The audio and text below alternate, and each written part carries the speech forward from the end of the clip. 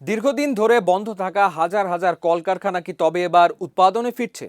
স্থবির অর্থনীতিতে গতি আনতে এবং বেসরকারি খাতে বিনিয়োগ বাড়াতে বাংলাদেশ ব্যাংকের ঘোষণা করা সেই বিশাল ৬০,০০০ কোটি টাকার প্রণোদনা প্যাকেজ নিয়ে চলে এলো এক বড় আপডেট। কেন্দ্রীয় ব্যাংকের সাথে দেশের ১৭টি বাণিজ্যিক ব্যাংক মিলে ৪১,০০০ কোটি টাকা সংগ্রহের চুক্তি সম্পন্ন করেছে। এই প্যাকেজটি কেন দেশের অর্থনীতিতে গেম চেঞ্জার হতে পারে, চলুন জেনে নেওয়া যাক আজকের এই ভিডিওতে।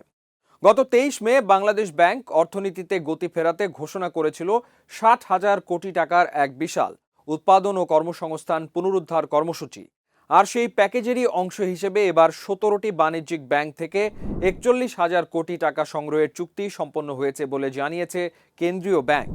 এই প্রণোদনা তহবিলে অর্থ দিতে সম্মত হওয়া ব্যাংকগুলোর তালিকায় রয়েছে সোনালী, অগ্রণী, রূপালী ব্যাংক সহ BRAC, City, Dutch Bangla, Eastern Mutual Trust ও প্রাইম ব্যাংকের মতো শীর্ষস্থানীয় বাণিজ্যিক ব্যাংকগুলো। মোট ৬০,০০০ কোটি টাকার এই প্যাকেজে বাণিজ্যিক ব্যাংকগুলো দিচ্ছে ৪১,০০০ কোটি টাকা, আর বাকি ১৯,০০০ কোটি টাকা যোগান দিচ্ছে বাংলাদেশ ব্যাংক নিজেই। এই প্যাকেজের সবচেয়ে বড় আকর্ষণ হলো দীর্ঘদিন ধরে বন্ধ থাকা শিল্প কারখানাগুলো পুনরায় চালুর জন্য বরাদ্দ রাখা হয়েছে রেকর্ড ২০,০০০ কোটি টাকা। বেসরকারি খাতের উদ্যোক্তারা এই তহবিল থেকে মাত্র গড়ে ৭.৫% সুদে সহজ শর্তে ঋণ পেয়ে যাবেন।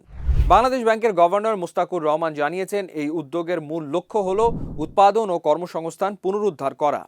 বন্ধ থাকা কারখানাগুলো উৎপাদনে ফিরলে দেশে প্রায় ২৫ লাখ মানুষের নতুন কর্মসংস্থান তৈরি হবে বলে আশা করছে কেন্দ্রীয় ব্যাংক, যা দীর্ঘদিনের অর্থনৈতিক স্থবিরতা কাটাতে বড় ভূমিকা রাখবে।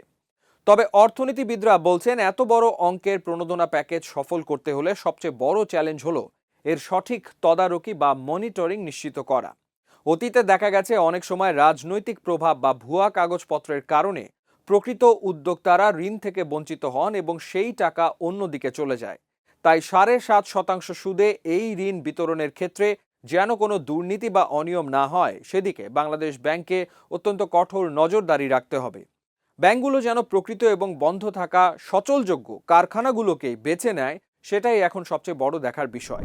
কেন্দ্রীয় ব্যাংকের এই উদ্যোগ কেবল কর্মসংস্থান বাড়াবে না, বরং দেশের পুরো সাপ্লাই চেইন বা সরবরাহ ব্যবস্থাকেও চাঙ্গা করে তুলবে। দীর্ঘদিন ধরে কারখানা বন্ধ থাকায় কাঁচামাল আমদানি থেকে শুরু করে স্থানীয় বাজার এবং রপ্তানি বাণিজ্যে যে স্থবিরতা তৈরি হয়েছিল, এই বিশাল তহবিল তা কাটিয়ে উঠতে সাহায্য করবে।